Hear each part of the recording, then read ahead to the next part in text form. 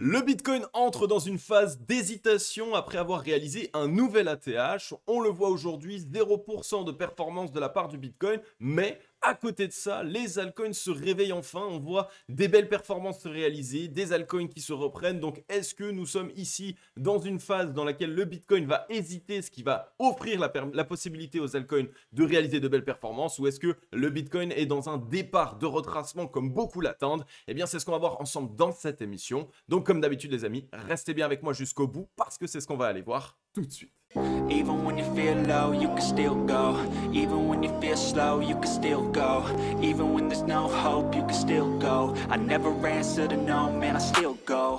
Go, go, go, go, go, go, go, go, go, go, go, go, yo, go, go. Et bien bonjour à tous et à toutes les amis, j'espère que vous allez bien. Bienvenue sur ma chaîne, je suis Adam de la chaîne YouTube Cryptologique. Et aujourd'hui, comme vous l'avez vu en introduction d'émission, le Bitcoin est dans une phase un petit peu différente des altcoins. On est clairement sur une phase d'hésitation, mais surtout sur une zone d'hésitation claire et nette. Et actuellement, beaucoup veulent analyser le Bitcoin, beaucoup veulent faire des plans sur la comète. Mais vous allez voir avec moi dans cette émission que, en termes d'analyse technique, il va être difficile d'exactement analyser le Bitcoin à court terme. On peut évidemment définir des zones dures, des zones de support, mais on ne va pas pouvoir concrètement savoir tout de suite ce qu'il va se passer puisque nous sommes non loin d'un ATH et donc il n'y a pas grand-chose là-haut. En termes de liquidité, en termes d'échanges, il n'y a pas eu beaucoup d'échanges, mais ce qui est génial, c'est que cela profite aux altcoins, j'ai envie de dire. Évidemment, après un petit retracement des altcoins sur la fin de semaine précédente, on a enfin du vert. Comme on le voit sur la map ici, Ethereum qui nous pousse 4,4%, ça fait du bien, il retourne au-dessus des 2600 $, donc on va aller voir tout ça ensemble évidemment. On voit le Solana qui nous pousse 2,2%, Ada Cardano 2,3%, pas mal de projets qui sont clairement dans le vert. On a même le Hype qui nous pousse encore 8,1%, Avax évidemment 3,4% et le DOT que je vous avais partagé dans les émissions précédentes qui nous pousse encore 3,6%. Bref, cette hésitation sur le Bitcoin est en train de profiter aux altcoins et ça, c'est un très bon signal. Et évidemment, on va voir qu'il y a de fortes probabilités qu'on poursuive ici ce retour des altcoins. Donc, restez bien jusqu'au bout de l'émission. Et comme d'habitude, n'hésitez pas à laisser tout de suite votre meilleur like et à me dire dans les commentaires un altcoin ou un actif que vous souhaiteriez que j'analyse dans l'émission prochaine. Je le ferai avec grand plaisir. Et évidemment, l'altcoin qui reviendra le plus souvent sera l'altcoin que je vais analyser. On peut rapidement passer ici sur le Scalpex Index. Plusieurs informations à dire. La première, vous le savez, on est revenu chercher un nouvel ATH aux 111 904 $. On voit également un Crypto Fear and Greed dans la joie 64. Donc on est en train de décélérer en termes de psychologie de marché. Les investisseurs sont un petit peu en train d'être frileux ici alors que pourtant le Bitcoin est toujours quasiment en nouvel ATH. Et surtout, on était revenu il y a de ça quelques jours maintenant dans la neutralité 50. Donc clairement, ça montre que, eh bien, il y a encore beaucoup d'investisseurs qui ont des émotions, qui font un peu les montagnes russes. Un coup j'ai peur, un coup je suis super excité, un coup j'ai peur, un coup je suis super excité. Ça c'est un très bon signal, ça montre que clairement les waves sont en train de piéger un maximum d'investisseurs, mais surtout et que beaucoup d'investisseurs sont actuellement indécis. Ils ne savent pas concrètement dans quelle direction est-ce qu'on va partir et c'est ce qui évite en fait qu'on ait beaucoup d'euphorie qui rentre au moment où on fait un nouvel ATH. Donc ça c'est juste génial, c'est ce qui peut nous permettre de démarrer, d'entamer un rallye haussier. Et comme vous le voyez ici, en termes d'open interest, on avait eu ici une belle petite reprise de la part de l'open interest sur ce rebond ici, après la consolidation des 103 707, on a eu un rebond ici, gros rebond de la part de l'open interest et juste après un retracement. Et ici, comme vous le voyez, on a également eu un fort retracement de la part de l'open interest. C'est un très bon signal. On est venu faire un nouvel ATH et ici, eh bien, beaucoup d'investisseurs et surtout également de traders, puisque les open interest ici, c'est bien plus pour les options, donc ici clairement sur les dérivés. Mais on a bien une baisse ici de l'open interest. On est revenu même sur, eh bien, les open interest qu'on avait ici aux alentours des 85 000 $. Donc clairement, cela montre que ici, le Bitcoin est non loin d'un ATH et pourtant, il n'y a toujours pas de grosse euphorie, il n'y a toujours pas d'excès, j'ai envie de dire, en termes d'effet de levier. Donc ça encore, c'est un superbe signal pour nous annoncer qu'on pourrait avoir une belle reprise d'ici peu et là où tout le monde s'attend à un retracement plus profond, là où tout le monde s'attend à potentiellement avoir un été qui va être assez rouge sur le marché crypto, eh bien moi je ne pense pas Clairement, on n'est pas loin d'un ATH, on consolide juste en dessous de l'ATH comme on le fait très souvent puisque la plupart du temps après avoir fait un ATH, on vient consolider de cette manière et l'open interest qui chute, ce sont ici de très très bons signaux. On va rapidement passer également les liquidations. Je rappelle évidemment que le 30 mai, on est venu trouver un gros pic de liquidation longue, hein. On a liquidé 796 millions de dollars de position longue, donc ça vous le savez, ça montre clairement que les whales sont venus chercher un objectif de pic, un pic de liquidation longue et ça c'est un très bon signal puisque souvent après avoir cherché des pics de liquidation, les whales font en sorte que le marché consolide, hein, ce qu'on appelle un retest de la demande et ensuite essayent de voir où est-ce qu'il y a le plus d'argent. Je vous en ai déjà parlé, hein, quand on a une consolidation de ce type, eh bien on a de l'argent qui est tout simplement à trouver au-dessus du prix, donc ça c'est évidemment toutes les positions short qui se positionnent à effet de levier, ce sont des liquidités et ensuite en dessous du prix, on a également ici des positions longues à levier qui s'ouvrent et donc à un moment donné, après avoir consolidé, les whales vont aller chercher les liquidités les plus importantes, donc soit il y aura plus de liquidités du côté des shorts et donc on va aller chercher un fort mouvement haussier, soit on aura plus de liquidités du côté des longues et donc on va aller chercher un fort mouvement baissier. Mais évidemment, étant donné que le 30 mai, donc sur ce mouvement baissier à ce niveau-là, donc clairement à ce niveau-là. Juste là, ici, quand on est passé des 110 000 aux 103 000, on est venu liquider ici pratiquement 800 millions de dollars de position longue. C'est un très bon signal puisque ça montre qu'ici, du coup, on a déjà cherché une belle partie des liquidités longues qui s'étaient positionnées. Donc, sans doute qu'on est en train d'accumuler plus de liquidités du côté des shorts et c'est ce qu'on est en train de voir un petit peu dans les liquidations puisque,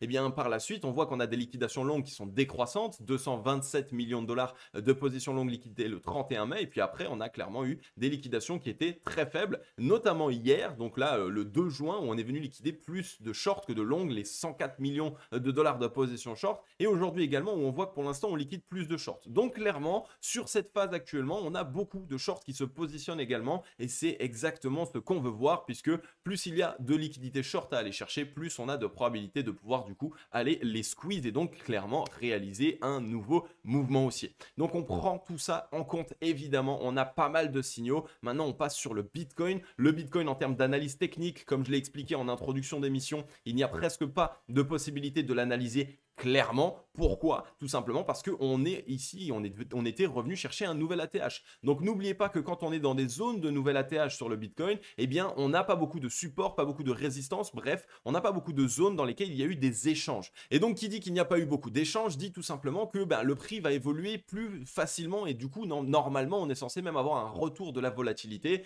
puisque tout ce qui se passe là-bas en haut, eh bien on n'a pas beaucoup de zones de résistance à part cette petite zone ici entre les 107 874 et les 106 506 qu'on voit qu'on avait déjà légèrement travaillé ici dans le passé, ce qui n'est pas énorme évidemment. Et ensuite, on a jusqu'à cette zone de support ici avec pas mal d'échanges entre les 100 148 dollars et les 98 457. Donc plusieurs possibilités actuellement. Premièrement, comme je l'ai dit, on est dans une phase de retest de la demande, donc on risque de consolider. Et ici, tout ce qui peut être fait, c'est tout simplement de voir un Bitcoin évoluer. Il peut évidemment aller chercher directement les liquidités short s'il y en a plus que des liquidités longues, mais également tout simplement revenir jusqu'à la précédente zone de support. Donc clairement, le Bitcoin est actuellement en train de rentrer dans une phase de consolidation. On va créer un petit peu de frayeur. Ce type de mouvement-là, on les fait quasiment tout le temps après avoir fait un nouvel ATH. Je peux vous le montrer rapidement ici dans le passé. Donc ici par exemple, vous voyez que après avoir fait ce nouvel ATH, puisque ici précédemment c'était sur un nouvel ATH, on avait fait une prise de liquidité, un retracement pour créer de la peur et ensuite on a fait la poursuite. Ensuite on avait fait ça exactement pareil dans le passé. Donc à ce niveau-là, regardez ici, au moment où on était revenu chercher un nouvel ATH. Donc ici même, vous voyez qu'on avait notre ATH anciennement à ce niveau-là. On est venu ici faire une belle petite consolidation en dessous. On a fait une chasse des stops. Donc je vais essayer peut-être de vous zoomer, ça va peut-être vous permettre de voir un petit peu mieux. Donc ici, on avait fait une chasse au stop. Et ensuite, après seulement la chasse au stop et une légère consolidation, léger mouvement baissier, impulsion. Donc c'est souvent de cette manière en fait que ça se passe quand on veut faire un nouvel ATH et surtout quand on a fait un nouvel ATH, c'est que d'abord, dans un premier temps, on a chassé un maximum de liquidités short et donc on essaye de créer un petit peu de peur, on essaye de faire en sorte de semer le doute également pour que un maximum de personnes short se positionnent et aussi qu'il y ait des investisseurs qui TP en fait, qui prennent des profits en se disant que ça y est, le prix va repartir bien plus bas. Donc clairement ici, ici une zone plutôt intéressante sur le Bitcoin. Vous le voyez, on va pas avoir énormément d'analyse technique à pouvoir faire. On est borné entre cette zone de résistance, l'ancienne ATH des 112 000 et la zone de support des pratiquement 100 000 $. Ne vous faites pas avoir, clairement, malgré le fait qu'on puisse revenir sur cette zone de support, on n'est absolument pas sûr de le faire. Et surtout, comme je l'ai dit, on a déjà liquidé pas mal de longues, donc on est en train de se remettre dans une disposition plutôt intéressante. Et si on regarde sur le ratio long short, eh bien on est en train de clairement calmer ici la force, hein, puisqu'on avait ici une zone d'essoufflement acheteuse, les acheteurs étaient essoufflés, on revient tester la zone de neutralité. Donc à court terme, on pourrait y voir encore un léger retracement pour vraiment calmer la zone d'essoufflement acheteuse, donc pour aller chercher la zone de neutralité. Mais malgré tout, on risque de, d'ici peu, soit poursuivre la consolidation qui va permettre aux altcoins de performer, soit tout simplement pouvoir se relancer par la suite et aller squeezer toutes les liquidités short qu'on peut avoir au-dessus de la tête. Maintenant, on va passer Ether. Ether qui est dans une belle disposition également. On est revenu aux alentours des 2600 $. Vous allez voir qu'on est dans une superbe disposition. Comme d'habitude, je rappelle à toutes les personnes qui sont ici sur la vidéo et qui veulent en apprendre plus sur l'analyse technique que j'ai mis en place une formation complètement gratuite ici qui est tout simplement la manière de pouvoir copier les waves la plus rentable du marché crypto-monnaie. Donc c'est une stratégie complète avec toutes les informations dont vous avez besoin. Regardez ici un petit peu le nombre de parties pour toutes les personnes qui veulent apprendre l'analyse technique et surtout qui veulent se professionnaliser, même si vous savez déjà analyser un graphique, si vous voulez clairement passer à l'étape supérieure, vous avez absolument tout ce qu'il faut à l'intérieur. C'est 100% gratuit. Ce n'est pas une formation payante, ce n'est pas une formation dans laquelle je vais vous dire que je vais vous promettre des résultats miracles. Non, si vous la suivez à 100%, vous allez avoir des superbes résultats, mais surtout, elle est 100% gratuite. Donc n'hésitez pas, le lien est en description. Vous allez absolument tout avoir. Regardez un petit peu le nombre de cours que vous avez à l'intérieur. Si aujourd'hui, vous voulez clairement vous professionnaliser et faire en sorte de maîtriser le marché crypto, à l'intérieur de ce programme, vous avez absolument tout. Le lien est dans la description. Sautez sur l'occasion directement, c'est 100% gratuit, mais attention, ça risque de repasser payant d'ici peu. Donc sur Ether, très simplement ici, grosse phase de consolidation, on voit surtout ce qu'on appelle un transfert de liquidité. Regardez ici le nombre de mèches qui se passe en dessous et le nombre de mèches qui se passe au-dessus. Donc transfert de liquidité, ça veut dire qu'il y a du coup une main ici qui vend, qui sort de position et une main ici qui rachète ses positions.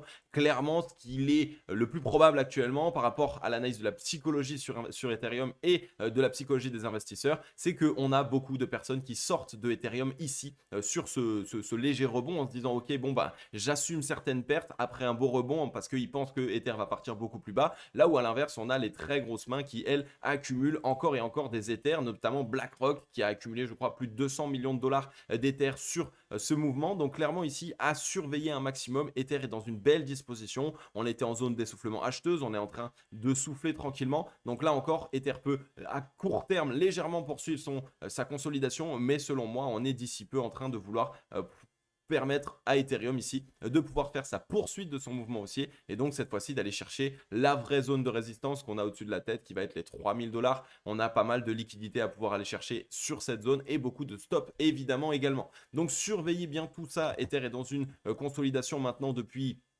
23 jours, donc on est bien en train de comprimer à la fois la volatilité, à la fois le prix, donc incessamment sous peu, on risque d'avoir une décision. Deux possibilités, comme d'habitude, vous le savez, c'est le marché crypto. La première, c'est un piège, ça veut dire boum, on fait une fausse chasse à la baisse et finalement on vient faire un rebond d'impulsion. La deuxième, c'est qu'on a trop de liquidité au-dessus, pas d'intérêt à aller chercher en dessous et donc boum, on vient directement chercher le mouvement haussier. Donc gardez bien ça en tête également. Évidemment, Ethereum est dans une très très belle disposition. Je vous avais déjà expliqué ça, mais on est sur une belle reprise après un fort mouvement. Regardez ce qu'on avait fait ici précédemment, la grosse consolidation, la poursuite, grosse consolidation. Donc même si on vient chasser un petit peu à la baisse, dans tous les cas on risque d'avoir une belle poursuite de ce mouvement haussier puisque Ether est revenu dans une disposition haussière. D'ailleurs il est vrai que j'ai oublié de vous passer Bitcoin à moyen et long terme. Je vais peut-être revenir dessus parce que je trouve ça intéressant. On a eu la clôture hebdomadaire, vous voyez ici une clôture hebdomadaire plutôt d'indécision. Les vendeurs se sont quand même bien montrés après avoir fait un nouvel ATH, donc on va bien surveiller tout ça ici. On a beaucoup de mèches qui sont rachetées, donc on voit une vraie défense de la part ici des gros portefeuilles et des whales. On a eu évidemment un magnifique rebond sur la zone de neutralité. Je rappelle que dans le passé, après avoir fait le rebond sur la zone de neutralité, l'accélération a eu lieu bien plus haute, donc à ce niveau-là, donc clairement à peu près au niveau auquel on est ici. Donc on pourrait être sur le moment où on peut avoir une accélération, mais surtout, ce qui est très intéressant de regarder, c'est la clôture mensuelle. Regardez-moi ça, cette clôture mensuelle est juste géniale. On a eu une grosse grosse mèche, ce qu'on appelle pour moi la mèche à tête chercheuse. Ça veut dire une mèche qui repasse au-dessus de l'ATH, qui du coup liquide et va chercher tous les stops qui pouvaient être positionnés. Mais surtout, on a eu une grosse décision de la part des acheteurs et un corps de bougie qui est bien plus gros que la mèche. Donc on est bien ici sur une belle reprise de la part des acheteurs. Les acheteurs se sont montrés. On devrait normalement revenir sur ce mois, revenir chercher plus que la mèche précédente et du coup sans doute aller chercher un nouvel ATH. Et vraiment après ce retracement ici, le rebond d'impulsion, c'est un très très bon signal. Donc pour moi, Bitcoin est bien dans une disposition ici qui est vraiment à moyen et long terme, qui est vraiment extrêmement positif. Si on va voir rapidos le crypto total, il est ici dans une disposition un petit peu différente de Bitcoin puisqu'on n'est pas ici sur les zones d'ATH. Donc on a clairement des résistances et des supports juste en dessous. Donc on a plusieurs zones de support. On va en avoir deux clairement. Une que je n'ai pas encore dessinée et qu'on est déjà revenu tester. La première zone de support entre les 3216 milliards et les 3210 milliards. La deuxième zone de support qui est ici la très grosse zone entre les 3130 et les 3040 milliards de capitalisation. Donc clairement ici une très belle disposition actuellement, belle consolidation qu'on a fait sur support entre une zone de résistance et une zone de support, et la vraie grosse zone de résistance qu'il faudra aller chercher, ce sera ici les 3650 milliards. Donc pour moi, le crypto total est juste là avec cette consolidation en train de préparer son mouvement, préparer sa reprise haussière. On avait déjà fait ça ici dans le passé, regardez, hésitation, léger mouvement baissier, on est venu chercher les stops, légère chasse on va dire au stop, et ensuite impulsion immédiate. Donc clairement pour moi c'est ce qu'on est en train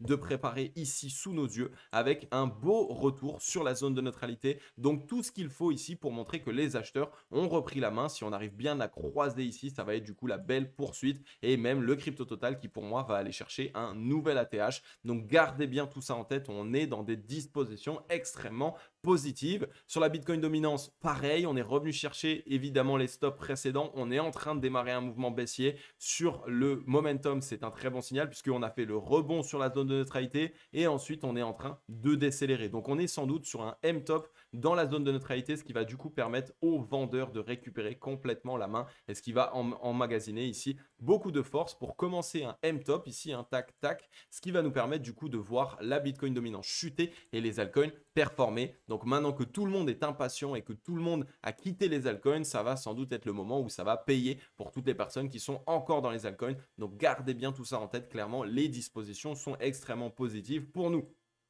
Et évidemment, le dollar, vous allez voir, qui est toujours dans cette disposition extrêmement baissière, mais surtout qui est dans une disposition d'épaule tête-épaule inversée, d'épaule tête-épaule tout court. Donc clairement ici, une disposition qui pourrait être extrêmement baissière en 4 heures. Vous voyez ici hein, l'épaule, la tête et l'épaule. Donc si ici on le valide, hein, ce qu'on est en train de faire, là on voit qu'on est en train d'essayer de l'attaquer. Dès qu'on aura cassé cette zone des 98,648 points, ce sera un retour immédiat jusqu'aux 95,706 points. Donc clairement, le dollar qui poursuivrait son mouvement baissier. Autant vous dire que évidemment que si cette figure se dispose bien sur le dollar, ça va être extrêmement positif pour le Bitcoin et pour le marché crypto-monnaie. Donc surveillez bien tout ça. Si on regarde sur le daily, là pareil, on a la force largement pour emmagasiner ici cette épaule tête-épaule inversée, cette épaule tête-épaule et aller chercher un mouvement bien plus baissier. On est revenu à peine tester aujourd'hui la neckline, la ligne de cou. Donc clairement, cette épaule tête-épaule inversée qui est en train de tomber à pic, surtout après avoir retesté la zone de résistance du M-top. Je vous rappelle, hein, on est dans un très gros M-top ici.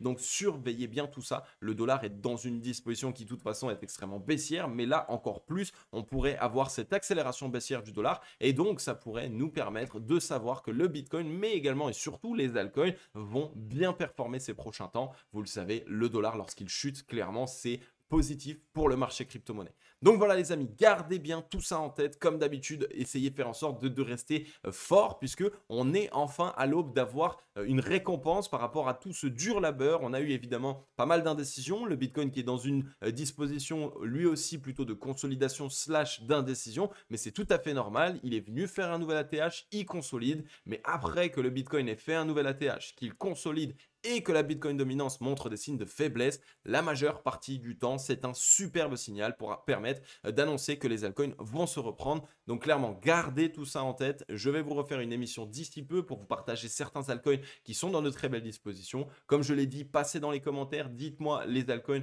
que vous souhaiteriez que j'analyse le plus et je vais en faire une émission d'ici peu. Et voilà, je vais vous laisser là les amis, j'espère que vous avez kiffé cette émission et comme d'habitude, on se dit à très vite. Je vais vous souhaiter à tous et à toutes une agréable journée ou une agréable soirée. C'était Cryptologique. Ciao!